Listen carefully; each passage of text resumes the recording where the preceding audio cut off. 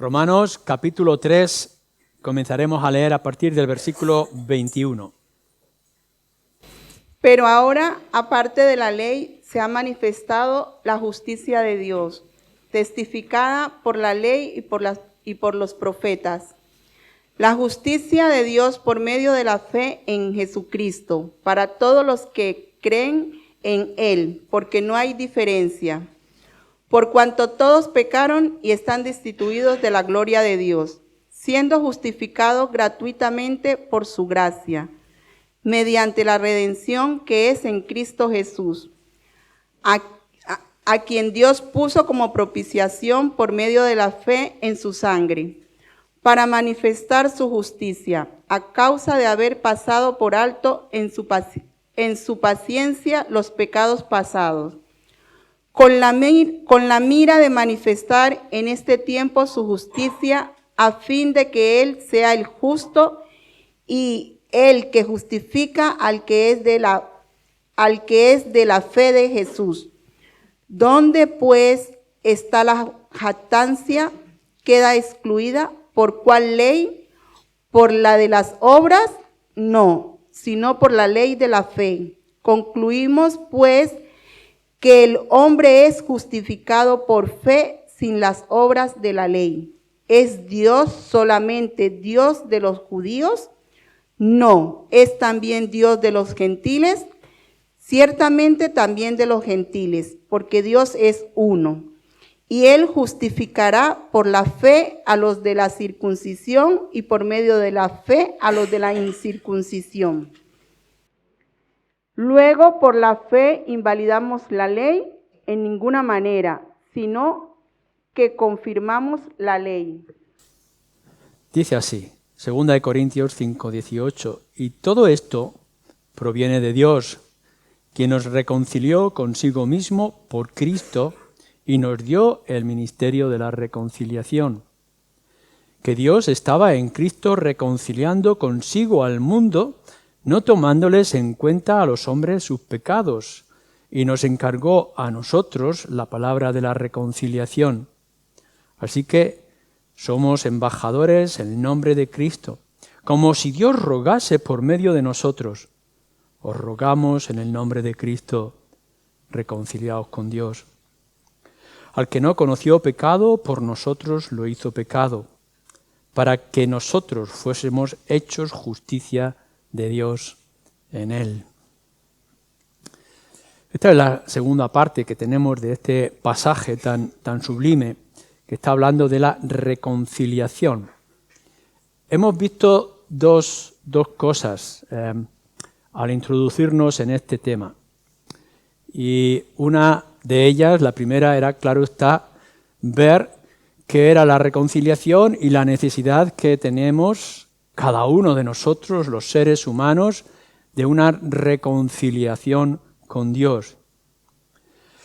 Cada ser humano, en su momento, en sus circunstancias, crea o incluso no crea en Dios, quiere estar a bien con Dios, quiere tener bendiciones, quiere que las cosas le vayan bien. Las religiones es una muestra de ello. Todos estamos buscando que la salud, el trabajo, la familia, la vida en general nos vaya bien. No tengamos ningún asunto de problemas. Pero tenemos un problema, y es que Dios no se presenta así como amigo, sino como el Dios justo. Y entonces uno piensa que por haber hecho unos rituales, unos sacrificios o unas ofrendas, todo está bien y por tanto puede esperar la bendición de Dios. Pero la Escritura nos muestra que todos nacemos bajo la ira de Dios por causa de nuestra naturaleza pecaminosa. Y no podemos alcanzar el bien de parte de Dios si no nos ponemos a bien con Él. El problema aumenta porque no solamente es que estemos mal, sino que no podemos moralmente acercarnos al Señor. No hay voluntad moral en el ser humano para escuchar la voz de Dios y cumplir las demandas de Dios. Así que queremos que las cosas nos vayan bien, pero no nos van a ir bien al ser humano porque estamos en enemistad con Él. Necesitamos reconciliarnos. Pero entonces veíamos la segunda cosa. En la gran misericordia de Dios, no espera que el ser humano diera el paso porque no podía. No es que el hombre buscara a Dios porque no alcanzaría, sino que nos dice la Escritura que es Dios el que quiere la reconciliación con nosotros y nos busca. Entonces vemos desde el principio de la historia del ser humano y desde el principio de las Escrituras que es Dios el que viene y es Dios el que llama al ser humano y le dice, ¿qué haces? ¿Dónde estás? Como le decía Adán, ¿por qué te escondes? O porque nos dice a lo largo de la Escritura, vuelve a mí, ¿por qué vamos a ponernos a bien? Lo sorprendente de esta historia del Evangelio es que no es el ofensor el que quiere poner las cosas bien, sino que es el ofendido, en este caso Dios, el que quiere poner las cosas bien. Y no es que el ser humano remueva cielo y tierra para alcanzar a Dios, sino que es Dios quien remueve cielo y tierra para buscar al pecador. Pero nuestro pasaje nos está diciendo aún más cosas. Si nosotros leemos en el libro de Apocalipsis, capítulo 20, y os voy a tener que preocupar un poquito, algo muy serio que nos dice las Escrituras, si vosotros vais al capítulo 20 de Apocalipsis, al final de los tiempos nos dice, fijaros lo que dice en el versículo 12, y vi a los muertos grandes y pequeños de pie ante Dios, y los libros fueron abiertos. Y otro libro fue abierto, el cual es el libro de la vida. Y fueron juzgados los muertos por las cosas que estaban escritas en los libros, según sus obras.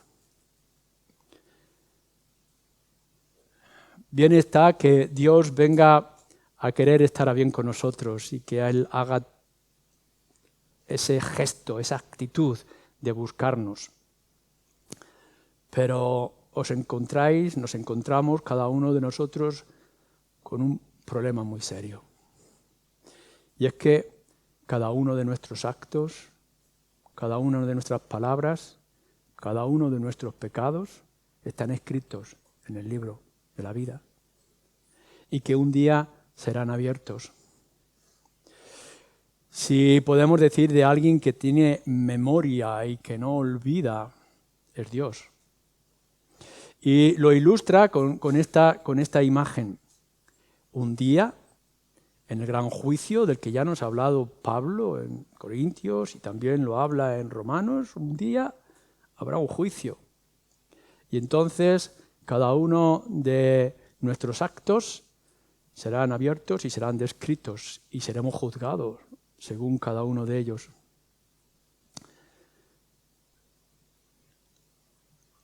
No, yo no sé cómo será vuestra situación y no sé cómo es vuestro corazón. Yo no puedo leer cada una de las líneas de ese libro, pero lo que sí nos dice la Escritura es que están ahí, que están escritos. Así que tú quizá te has escondido en tu propia historia, te has refugiado en tu hogar, has querido olvidar porque la memoria es selectiva. Y quizá todas aquellas cosas que podrían ser horribles o condenables ya no están en tu memoria. ¿Cuántas cosas habremos hecho por la maldad de nuestro propio corazón? ¿Cuántos pensamientos oscuros, obscenos, negros habrán pasado por nuestra mente, de los que ahora ya no nos tenemos en cuenta y lo hemos olvidado? ¿Cuántas ofensas a nuestros semejantes y cuántas ofensas a Dios habremos hecho a lo largo de nuestras vidas? Cada uno de nosotros puede mirar la infidelidad con la que hemos actuado, las palabras groseras que hemos pronunciado, los gestos, actitudes, la violencia, por no decir otras cosas mucho más terribles, de los que quizá nadie tiene en cuenta y por tanto uno puede pensar, bueno, esto no se va a fijar nadie porque esto... ¿Os dais cuenta lo que esto significa? Lo que significa para mí, lo que significa para ti. No hay nada que hayas hecho, no hay nada que hayas dicho que esté indiferente, olvidado, no escrito en el libro de la vida. Y que por cada una de esas cosas tú deberás ser juzgado. Lo que quiere decir es que a lo largo de tu vida, desde que tú naces hasta que tú vayas a perecer, a morir, tú tienes una deuda. Y si no estás en Cristo, si no se ha transformado tu vida en una nueva criatura, tú estás amontonando deuda. Hay como por ahí ciertos delincuentes que se van escapando de la justicia y van cometiendo sus delitos pensando que no los descubren y van a un nuevo lugar y vuelven a cometer los mismos delitos y uno puede pensar que está escapando. Y que bueno, la torpeza, las dificultades de jueces, de policías, no permiten juzgar a todos y cada uno de los culpables. Pero no es así con respecto a Dios. Y quizá tú puedes estar pensando, bueno, yo voy a vivir mi vida de espalda a Dios, voy a ignorar a Dios, no voy a tener en cuenta a Dios y por tanto Dios no me molesta, Dios no me perjudica y puedes pensar incluso que las cosas te están yendo bien, que no tienes ningún tipo de dificultad grande o destacable. Así que puedes decir, todo me parece que va bien, pero no te engañes. La factura, los hechos, tus deudas están escritas. Y que llegará el momento que no se le va a escapar al gran juez de que van a abrir los libros. Y que entonces lo que tú hiciste en el rincón de tu casa, en lo escondido de tu cámara, como aquello que has hecho público o aquello que tú has querido olvidar y que ya no tienes en cuenta, van a venir a la luz y que vas a ser juzgado. Así que llegará el momento en que Dios se acercará en su juicio y te dirá, fulano, mengano, ven aquí, abramos el libro, veamos las cuentas, veamos las deudas. Y entonces florecerá de una manera clara y transparente, en donde tú no lo podrás negar, cada uno de tus pecados. Las ofensas que hiciste directamente a Dios y las ofensas que has hecho a Dios a través de los hermanos, de la familia, de las circunstancias, de la sociedad en la que estás viviendo. Hemos creado una deuda, unas razones por las cuales Dios justamente tiene enemistad contigo.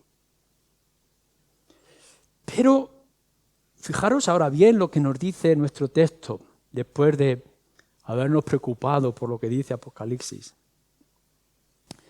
Volvemos a leer otra vez en nuestro pasaje. Dice así el versículo 19, que Dios estaba en Cristo reconciliando consigo al mundo, ¿cómo?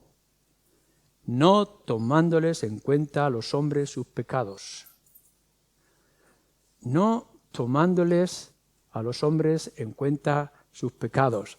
No es que Dios no se acuerde de los pecados, no es que Dios ignore los pecados, sino que Dios, fijaros bien, está dispuesto a olvidar tus pecados. Una cosa es que tu flaca memoria, si tu memoria es como la mía, es que fácilmente puedas olvidar aquello que no te gusta. Es decir, lo hemos dejado atrás y ya no nos acordamos. Pero otra cosa es que hagamos la voluntad de no acordarnos de ellas. Lo que nos dice nuestro pasaje y nos instruye toda la Escritura es que no es que Dios no tenga memoria, sino que va a tomar la decisión en algún momento, de alguna forma, de no acordarse de los pecados. La Escritura, la palabra de Dios, nos lo dice de esta manera ilustrativa. Por ejemplo, nos lo está diciendo en Miqueas, capítulo 7, que Dios está dispuesto a olvidar el pecado de su pueblo. O lo dice de otra forma, Él va a tomar los pecados y los va a echar sobre sus espaldas.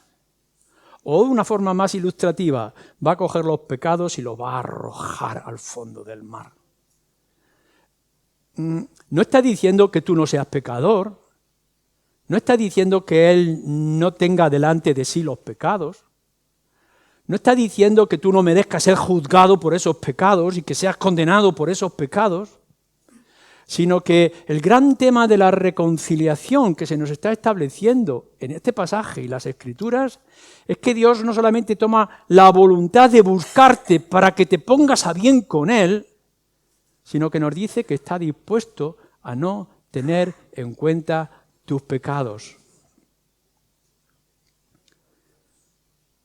Lo sorprendente que nos dice, como en Isaías, por ejemplo, cuando dice Isaías capítulo 38, versículo 17, que Dios arroja sobre sus espaldas, no solamente es que Dios los eche en la espalda para no verlos, para olvidarlos, sino que de alguna forma luego en su Hijo, Isaías 53, nos dice que Dios mismo va a cargar los pecados sobre sus espaldas. Isaías, el capítulo 1, nos lo dice de esta forma también, que va a coger los pecados rojos como la grana y los va a hacer blancos como la nieve. Esto de por sí, lo que nos está diciendo es más que sorprendente. Este evangelio, esta buena noticia, este mensaje de reconciliación, no lo encontraréis en ningún otro gesto de justicia que podáis encontrar en cualquier otro lugar o en cualquier otro nombre religioso o filosófico que os podáis imaginar. No hay posibilidad de que esto pueda ocurrir en otro lugar de otra forma, sino en lo que se nos está estableciendo de principio a fin en la Escritura, en la palabra de Dios. Para expresarlo de una manera contundente y clara, nos dice que nuestro Dios, el Dios de Israel, el Dios de nuestro Señor Jesucristo, es un Dios lento para la ira y grande en misericordia. Lento para la ira y grande en misericordia. ¿Dónde podemos encontrar un deudor? ¿Y dónde podemos encontrar un receptor como el que estamos encontrando aquí? No hay pecador más grande que tú. Tú te podrás ver que hay otros pecadores más grandes, pero fíjate bien en todos aquellos pecados, no importa lo joven que seas, no importa en qué familia religiosa hayas nacido. Mira bien en el fondo de tu corazón. Haz que Dios te recuerde los pecados escondidos en tu corazón y en tu mente, porque esos pecados escondidos y olvidados están escritos en el libro y que un día serán descubiertos, y cuando leas tus propias líneas podrás ver cuán grandes pecados, cuántas veces has pecado delante de Dios. No hay un deudor como tú, pero a la misma vez, ¿dónde vas a encontrar a alguien como nuestro Dios? Que no solamente viene y te dice, vamos a ponernos bien tú y yo, vuélvete a mí. Un Dios que nos esté diciendo a la misma vez, mira, tus pecados son muchos, son negros, son rojos, pero yo los volveré blancos. Y tu lista es larga y es grande y es profunda, es grave tu situación, pero estoy dispuesto a arrojarlos al fondo del mar, a echarlos a la espalda, a hacer la voluntad de no acordarme de ellos. ¿Podrás encontrar otro que pueda hacer esto? Claro que hay buenas religiones, entre comillas, religiones incluso llamadas cristianas, pseudo-cristianas, que te da la facilidad de decir, si haces esto o aquello podrás ganar y merecer, como si hubiera una especie de balanza, a ver si tú haces muchas cosas buenas que pesen más que las cosas malas. Podrás buscar esas religiones y esforzarte en tus ritos y sacrificios y ofrendas y todas tus historias y pensamientos y sinceridades. Podrás sentirte cómodo haciendo cosas delante de Dios para pagar tu deuda. Pero ¿dónde vas a encontrar un Dios como el nuestro? Que esté dispuesto, aun cuando tus deudas sean tan grandes, a no tenerlas en cuenta. Pero claro, ante este tercer término de que Dios no va a tener en cuenta tus pecados, nos encontramos con un dilema.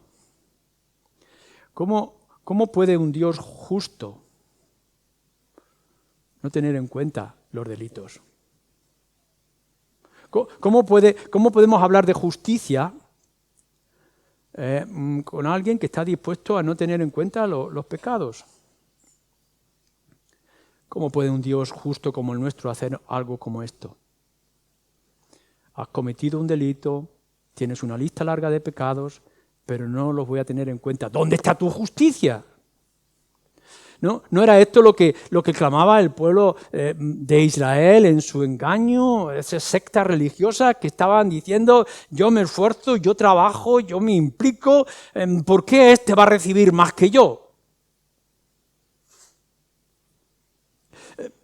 Hay una cosa clara, no puede haber misericordia si no hay justicia. No podemos decir que alguien va a actuar con misericordia si no se aplica la justicia como tiene que aplicarse. ¿Cómo se va a condenar el que parece inocente y se va a salvar el que parece culpable? Y resulta que los libros no mienten. Tu corazón te puede engañar, tu memoria te puede engañar, pero los libros no mienten. Tus pecados están escritos en el libro de la vida. No eres inocente, eres culpable. No estás sano, estás enfermo en el alma. Esto es lo que nos dice la palabra de Dios. No lo podemos olvidar. Y Dios lo ha escrito, lo tiene señalado. No hay nada que hayas hecho o que haya dicho que va a ser ignorado. Y aún así Dios nos está diciendo, estoy dispuesto a olvidarlo. ¿Cómo puede un Dios como este, después de haber hecho tantos crímenes y tanta maldad, tanto conflicto para con Él, que esté dispuesto a no tenerlo en cuenta? En el libro de Números, capítulo 14, justo en casi el principio del pueblo de Israel, el Señor hace una revelación a su siervo Moisés y dice que Yahvé perdonará la iniquidad y la rebelión, aun cuando no tendrá por inocente al culpable. Fijaros bien cómo lo está diciendo. Él dice que va a perdonar la iniquidad, pero no va a tener por inocente al culpable. Claro, esto es real. Imaginaros que vosotros vais a juicio y que el juez, de una manera caprichosa, puede llegar y decir, pues mire, sí, usted es culpable, ha cometido estos delitos, aquí están escritos y están probados, usted es culpable, pero yo los voy a ignorar, no los voy a tener en cuenta, los voy a echar en el montón de papeles, al fuego, fuera. ¿Y cómo tendríamos que nosotros que actuar ante la justicia de ese juez? ¿Cómo poder ignorar al culpable con todos sus pecados y con todas sus faltas? ¿Cómo puede Dios a la misma vez decir que no va a tener como inocente al culpable y a la misma vez decir que va a perdonar el pecado del culpable y su rebelión? ¿Cómo podemos entender esto? ¿Cómo podemos empezar diciendo, Dios está enemistado y ha puesto su ira justa con el pecador porque somos culpables, pero a la misma vez no va a tener en cuenta los pecados del culpable? Este es el dilema que se nos está presentando en la Escritura, que se nos presenta con el Evangelio. Esto es con lo que tú tienes que tratar. Esto es lo que tú tienes que medir en tu propia vida. Que tú eres culpable y Dios, en su misericordia, se atreve a decir que no va a tener en cuenta lo que tú has dicho, lo que tú has hecho. Y claro, entonces, en cuarto lugar, nosotros vamos otra vez a nuestro texto y leemos versículo 18. Y todo esto proviene de Dios, quien nos reconcilió consigo mismo por Cristo. O versículo 19, que Dios estaba en Cristo reconciliando consigo al mundo. O nos dice en el versículo 21, al que no conoció pecado, por nosotros lo hizo pecado, para que nosotros fuésemos hechos justicia de Dios en él. Y entonces viene la luz. He aquí la transformación. He aquí lo glorioso de este evangelio. He aquí la esperanza de hombres y mujeres como tú y como yo. Todo cambia en la gran perspectiva. Dios a la misma vez va a ser justo, inmensamente justo, y una justicia airada y violenta. Por eso hay un infierno y por eso hay una condenación, porque Dios es justo, por eso hay un libro de delitos, por eso se va a descubrir, por eso hay un juicio, porque Dios es justo. Pero a la misma vez, Dios puede ser misericordioso. Pero no porque ignore en sí los pecados que has cometido, sino porque esos pecados van a ser puestos en alguien que es inocente, que es su Hijo Jesucristo. Justificados, nos dice que hemos leído en Romanos capítulo 3, justificados por gracia, justificados por fe, justificados por Cristo. Entonces ese pasaje tiene esos términos. La justificación es por gracia, porque es un don inmerecido. Es por fe, porque es el instrumento. Y es por Cristo, porque es la víctima. En el Antiguo Testamento se representaba de esta forma. Le dice al pueblo de Israel, era el mensaje, era la doctrina, la enseñanza de todo el código que Moisés trajo al pueblo de Israel. En primer lugar, les dice, aquí tenéis una ley, los 10 mandamientos, que se expresan en grandes formas, de diferentes formas para el pueblo de Israel. He aquí los 10 mandamientos, ¿qué es lo que Dios quiere y requiere de ti en este pacto? Y el hombre mira y observa y se da cuenta de que es culpable. ¿Quién puede adorar a Dios como se merece?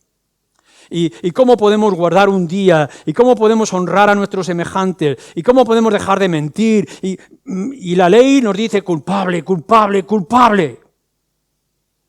Pero a la misma vez que nos está dando ese código de los 10 mandamientos que señalan lo profundo de nuestro corazón, la iniquidad, porque sois un pueblo de iniquidad, un pueblo impío, dice Dios una y otra vez. Aún así voy a hacer un pacto con vosotros, pero mirad, sois culpables, he aquí los 10 mandamientos. Hay pecado en vosotros, no podéis escapar de vuestra situación. Pero mirad, lo que vais a hacer es traer un animal inocente, que no tenga defecto alguno, ya sea un ternero, ya sea un chivo expiatorio, traeréis delante de mi altar, delante del tabernáculo, delante del templo, y lo vais a sacrificar. Ese animal inocente, dice, llevará vuestra culpa. Su sangre derramada será lo que os va a limpiar delante de mis ojos vuestro pecado. Y cuando queméis sus entrañas de este animal inocente y sin mancha alguna, sin defecto, su olor va a calmar mi ira. Esto es lo que se está representando a lo largo de ese pacto que Dios hace con el pueblo de Israel. Eres culpable, mírate en la ley, eres culpable. Tus pecados están delante de mí, pero traerás una víctima inocente y ella pagará por tus pecados. Y le dice a Abraham, he aquí tu hijo, la esperanza de Israel. Pero lo vas a subir al monte y me lo vas a sacrificar. Y Abraham, en su fe, toma a su único hijo y lo lleva ante el altar para sacrificarlo. Pero en medio de aquella escena, cuando está a punto de degollar a su hijo, en el altar, Dios provee una víctima para liberar a su hijo y, por tanto, la descendencia y la promesa. Todo eso son imágenes y son escenas sublimes del Antiguo Testamento que quizá ni aún los profetas podían llegar a entender toda su esencia.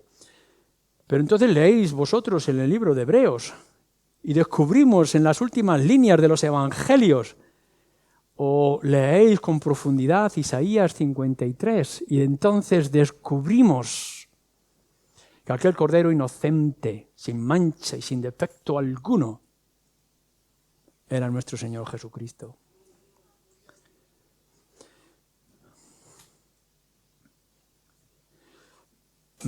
Veréis, siempre hemos dicho que la salvación es por gracia. No hay nada que hacer, no hay mérito alguno en nosotros, pero la salvación no es gratuita. O sea, no es simplemente que Dios dice, bueno, voy a coger mi tippets mágico en este libro donde están escritos todos vuestros pecados y voy a ir tapándolos para no tenerlos en cuenta. No, esto no es un truco, esto no es un engaño, esto no es una debilidad, no es una flaqueza de un juez blando. No, lo que nos está diciendo es, mirad, tus pecados no pueden ser escondidos, no pueden ser disimulados. Eres mentiroso, eres egoísta, eres engreído, eres perezoso. Esto no puede ser ignorado. Pero yo quiero estar a bien contigo. No importa de dónde vengas, no importa los pecados, no importa dónde hayas estado, ven, vamos a ponernos en cuenta. Yo te busco a ti, ven a mí, delante de mi presencia. No voy a tener en cuenta tus pecados para que puedas estar a bien conmigo. ¿Cómo? Voy a proveer de una víctima en tu lugar. Voy a hacer que alguien pague por ti lo que tú merecías pagar. ¿Cuál puede ser el rescate por los pecados que has cometido? Ya lo hemos dicho algunas veces, pensamos nosotros, los seres humanos, que podemos llegar delante de Dios y mirar nuestros bolsillos como a veces hacemos con la ofrenda o cuando a veces hacemos con las demandas de ayuda que nos piden. Miramos en nuestros bolsillos y le decimos, voy a darle algo a Dios para calmarlo. Podemos decir, voy a hacer algún tipo de ritual. Como si los pecados que hemos cometido delante de Dios, los que has cometido y están en el libro, fueran cosa liviana y fueran cosa ligera. Pero no, cada vez que has levantado una mentira o una palabra violenta o has hecho algún gesto o has escondido alguna cosa disimuladamente, algo que estaba en tu mente o que estaba en tu corazón, esto es terriblemente grave. La paga del pecado es muerte. O sea, no se puede ignorar. No se puede pagar con unas monedas. Con una peregrinación a Lourdes, con unas velas a un muñeco de escayola. No os engañéis. Los pecados que hemos cometido son tan graves y tan serios que la demanda, la deuda es tremendamente grande. Conocéis todos la historia, seguramente, la historia que se nos narra en Mateo 18, 24. Es un deudor. Y nos dice que el Señor llama a este hombre y dice, oye, tenemos que estar a cuentas, me tienes que pagar lo que debes, porque si no vas a ir a prisión. ¿Qué es lo que le debe? Nos dice, bueno, si leéis en Mateo 18, versículo 24, dice que le debía como 10.000 talentos. No dice mucho, 10.000 talentos. Realmente aquel hombre era muy talentoso. Pero cuando hacemos el cambio y hacemos la cifra, nos dicen algunos de los comentaristas que era lo que tendría que pagar en 160.000 años. Claro, nosotros hablamos de centenares, de miles de euros y ya nos parece mucho. 1 millón, 3 millones, 15 millones de euros, que ya nos perdemos con los ceros. Pero cuando hablamos de estas cifras, es decir, para pagarle a su señor, tenía que estar trabajando, no solamente para sostenerse él, sino trabajar para el Señor 160.000 años, lo que sería de un jornal. Es decir, la cifra que nuestro Señor Jesucristo está poniendo es desorbitada, es incomprensible. Solamente tenemos que ir a las deudas de los países que se tienen por ahí, que se hablan de los grandes países. Cuando a este hombre solamente se le debía de parte de otro 100 denarios, que era unos cuantos jornales de trabajo. ¿Quién podría pagar aquella deuda? Y aún así, el señor de aquel deudor estaba dispuesto a olvidarla. Yo te pregunto a ti, de todo lo que tú has hecho, de todos los pecados que has cometido, de todo aquello que está en la memoria de nuestro Dios, ¿cómo crees que tú lo vas a pagar? ¿Qué podrías hacer? ¿Qué remedio hay? Y si hay alguien que está dispuesto a pagar por tu deuda y por tus pecados, por tus ofensas, por tus engaños, por tus actitudes, ¿cuál es el coste que esto va a llevar? ¿Qué puede limpiar la ofensa que tú puedes haber hecho a la gloria de Dios? Cuando tú has ofendido a Dios y a su gloria y a su majestad, ¿qué deudas has creado? ¿Qué puede quitar el daño que hayas podido producir en secreto o en público al nombre de Dios? A lo mejor tú eres de los que está enganchado con gusto de Internet y de Google y de todos esos medios de comunicación, que un día de alguna forma se te escapa una palabra que no has comprobado, un comentario acerca de alguien y de pronto se dispara por todo Internet. Y todo el mundo conoce algo que justamente al mismo instante te has dado cuenta de que es un error, pero ya está esparcido por todas las redes y se empieza a compartir. Y de pronto ese daño se extiende por todos los lugares. ¿Cómo lo puedes reparar? Ya no se puede reparar. Has creado un daño simplemente por hacer un ticleo, ¡bum!, el mundo entero piensa que esa persona o aquella situación era de condenar. Todo lo que tú has dicho, todo lo que tú has hecho, todo lo que hay en tu mente, todo lo que hay en tu corazón, es una ofensa al nombre de Dios. De Dios. ¿Cómo se puede reparar ese daño? Pero aún así nos dice el gran evangelio de las Escrituras, que Dios está dispuesto a ponerse a bien contigo, a no tener en cuenta tus pecados, los que están ahí escritos y señalados, proveyendo de la víctima inocente para que pague lo que tú no puedes pagar. Es la obra expiatoria de nuestro Señor Jesucristo, que en los versículos 14 y 15 de nuestro texto lo estaba diciendo. Pero déjame que te diga algo importante que solemos olvidar. Dios no estaba obligado a traer salvación y remedio, o a traer el chivo expiatorio, o a ofrecer a su propio Hijo por tus pecados. ¿No has pensado alguna vez, por ejemplo, en el gran pecado de los ángeles, y que para ellos no se ha provisto de remedio y de salvación? Los ángeles, cuando se rebelaron contra Dios, fueron rechazados y fueron reservados en prisiones de oscuridad hasta que viniera el gran juicio y fueran arrojados al abismo de azufre y fuego. No hay esperanza para ellos. ¿O cómo puedes tú haber pensado, por ejemplo, que de entre todas las naciones y de los grandes imperios que hubo en el pasado, Dios escogiera a un pueblo insignificante y servil como era el pueblo de Israel e ignorara el resto de las naciones? Dios no tiene obligación de salvar a nadie. Dios no tenía obligación de buscarte a ti. Dios no tenía obligación de olvidar tus pecados. Y Dios no tiene obligación de ofrecer víctima por ti. Y aún así la Escritura nos dice que Él ofrece a su propio Hijo como víctima. Dios es el que provee el rescate. No solamente es que no estaba obligado, sino que Dios no estaba esperando que tú hicieras algún gesto. No estaba esperando que tú le dieras algo. Algo así como diciendo, bueno, si yo veo una buena intención en esta persona, una inclinación positiva, entonces yo que estoy dispuesto voy a hacer algo. No, Dios no está esperando de ti nada. Tú estabas lejos, estabas sin esperanza, estabas sin Dios, estabas como muerto. No podías y no querías.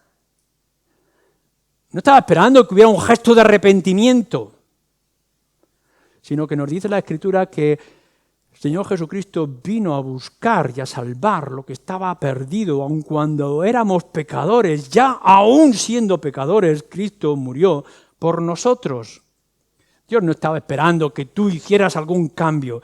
Es la misericordia de Dios tan incomprensible y tan extraordinaria que no esperara que tú tuvieras un gesto de justicia o de redención, sino que todo el gesto de redención estaba en sus manos.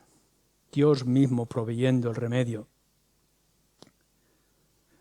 ¿Qué es lo que el Señor Jesucristo trajo? ¿Cómo es que Él podría pagar por tus pecados y por los míos? ¿Cómo Él podía llevar sobre sí tu culpa? ¿Qué es lo que ha hecho Cristo? ¿Qué es lo que ha hecho Jesús? ¿Cuál es su valor? Mirad que no está pagando por uno, sino que está pagando por todo un pueblo. Bueno, la Escritura nos lo dice, por ejemplo, que Él vino y para hacerse merecedor de ser la víctima, trajo obediencia completa a la ley. Es necesario que se cumpla toda justicia. Lo que mi Padre me ha dicho, yo lo haré. Yo escuchaba la voz de mi Padre y yo he estado en obediencia. Envíame a mí, yo soy el que está dispuesto. Y nuestro Señor Jesucristo tomó la ley en su perfección y la cumplió hasta sus detalles, por completo. De tal forma que cuando se le intenta acusar, la gente dice, es que no hay culpa. ¿Dónde está? Tendremos que engañar, tendremos que mentir, porque Él es inocente. Y miramos en el libro de Hebreos y nos dice que Él fue semejante a ti y a mí, en todo, absolutamente en todo, pero sin pecado. Este es el abogado que nosotros necesitábamos, este es el Redentor, de entre toda la amalgama del rebaño. El único que era sin mancha, el único que era sin defecto, era nuestro Señor Jesucristo. Él cumplió por completo todas las demandas de Dios y por tanto se podría ofrecer. No por los suyos, no por lo que Él hubiera hecho, sino por los de los demás. Bastante tenían, nos dice el autor de Hebreos, donde los sacerdotes tendrían que venir a hacer sacrificios por sí mismos antes de hacerlos por el pueblo. El sacerdote tenía que hacer sacrificios por sus propios pecados, antes de poder ofrecer la víctima del cordero por otros. Pero nuestro Señor Jesucristo no. Él no tenía que hacer ningún tipo de sacrificio por sí mismo. Él fue perfecto, Él fue santo. Su obediencia fue completa. Y lo hizo por ti. Y lo hizo por mí. La víctima inocente. Pero no solamente era su obediencia, sino fue su sufrimiento. Como decíamos antes, su muerte, su vida y su muerte nos muestran que la salvación no es algo gratuito. Para ti, la salvación es gratuita. Pero delante de Dios y para Cristo no es gratuita, no fue barata. Pongámoslo de esta manera. Dios, nuestro Señor Jesucristo, antes de hacerse hombre, fue el Creador. Y en un momento de la historia, en la eternidad, decide hacerse criatura. Así que fijaros el primer paso. El Dios Creador decide hacerse criatura, hacerse hombre, semejante a nosotros. El que tenía toda su gloria y toda su majestad, Juan 17 nos lo dice, por toda la eternidad tenía una gloria sublime, una belleza y una hermosura extraordinaria. Nos dice después en Filipenses que nuestro Señor Jesucristo se hizo siervo y se humilló. No solamente que el Creador se hace criatura, sino que se despoja de toda su gloria para hacerse siervo sufriente. Qué tremendo cambio para ofrecerse como víctima. El que recibía alabanza, leer los salmos, nos dice que toda la creación alababa a nuestro Dios, al Yahvé. Lo ensalza, las estrellas, nos dice, el firmamento, las plantas, los animales daban gloria a Dios, cantad toda la creación la gloria del Señor. Y de pronto lo vemos a nuestro Señor Jesucristo despreciado e ignorado por todos. ¡Qué gran cambio! ¿Cómo fue esto? ¿Por qué? ¿Cómo es posible que el Dios Creador, el Dios de gloria, el Dios merecedor de alabanza, lo encontremos en esta posición, en esta situación tan indigna, para ser víctima, para ser sustituto por causa de tus pecados? el que era santo, el que era sin pecado y sin mancha alguna, nos dice también la Escritura, tuvo que soportar una y otra vez las tentaciones y las provocaciones de su ángel caído. No simplemente es que nuestro Señor Jesucristo pudiera estar en esa tentación de los 40 días en el desierto, escuchando la voz de aquel indigno, sino que tuvo que soportarlo Él, que no tenía culpa, que no tenía mancha. Fijaros lo que esto implica. Él era el santo que no hay pecado que se pudiera presentar delante de Él. No hay maldad que pudiera estar delante de nuestro Dios justo. ¿Cómo podría permanecer? Y aún así tuvo que soportar que la serpiente antigua estuviera insultando a nuestro Señor Jesucristo. ¿Y por qué tuvo que soportar la tentación? Para ser víctima inocente en tu lugar. El que nunca vio pecado, nos dice la Escritura, nunca vieron sus ojos pecado. Tuvo que llevar sobre sí los pecados de todos nosotros. ¿Cómo es esto comprensible? ¿Cómo Él, que estuvo durante toda la eternidad sin saber lo que era una ofensa, lo que era un daño, lo que era una mentira, tuvo que soportar toda tu oscuridad, toda mi oscuridad y todos mis pecados y toda mi maldad? Esto es lo que nos dice el apóstol Pedro en su carta. Nos dice la Escritura que nuestro Señor Jesucristo tuvo una gloria compartida con el Padre. Esto teológicamente no lo podremos llegar a comprender aunque leamos 1000 veces la Escritura. Durante toda la eternidad hubo una unión tan íntima y tan perfecta del Padre con el Hijo. Devuélveme la gloria que tenía contigo antes de todas las cosas.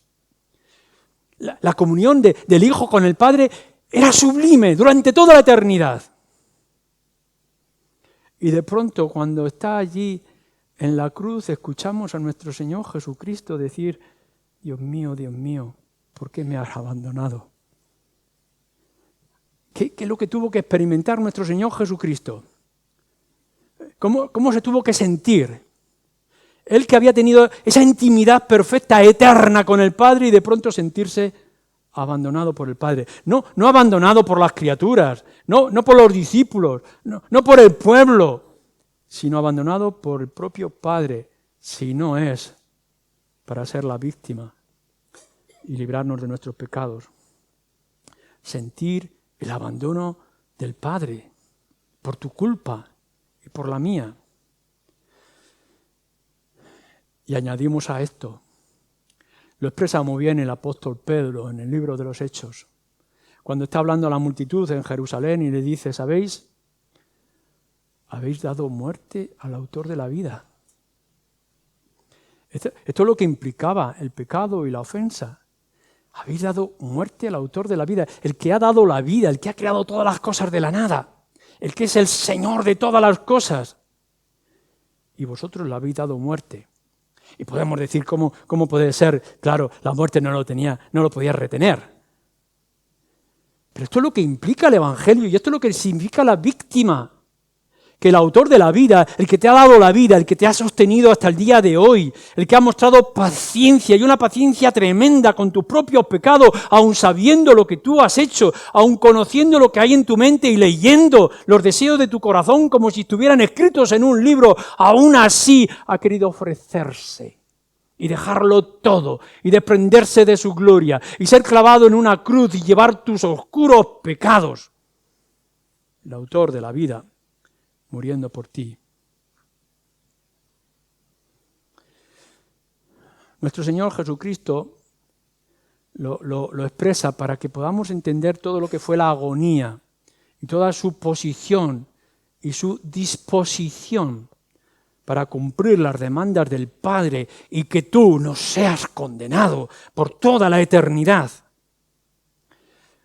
Nos lo dice en Isaías, en toda la descripción del siervo sufriente, pero lo expresa muy bien el Evangelio cuando leéis capítulo 26 de Mateo, que nos dice, orando en Getsemaní: Padre, si es posible, que pase de mí esta copa, tu ira, pero no sea mi voluntad, sino que sea la tuya.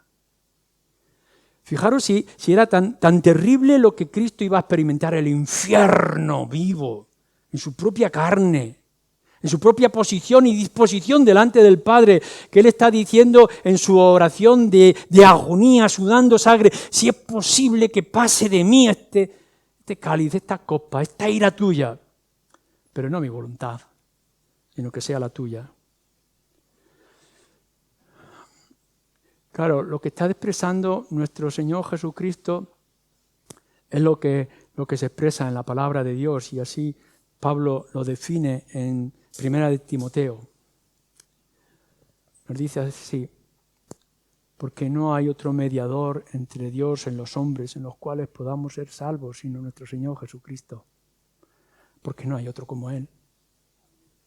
Porque nos podemos encontrar en una situación tan terrible, tan desesperada, tan agónica, tan terriblemente eterna en condenación, que solamente pensar lo que nos podría pasar por nuestras propias razones, culpas y pecados, y de pronto ver que hay esperanza, que nuestro Dios es un Dios tan especial, ofendido, sí, terriblemente ofendido, pero que te dice de manera sincera: vuelve a mí y estemos a cuenta. Y sabréis que entonces no tendré en cuenta tus pecados. Pero ¿sabes por qué? Porque yo voy a proveer la víctima, el Señor Jesucristo. Él pagará lo que tú me debes y entonces tú marcharás libre. No hay otro mediador, no hay otra esperanza, no hay otro rescate, no hay otro redentor, no hay otro salvador, sino nuestro Señor Jesucristo. Y entonces yo termino.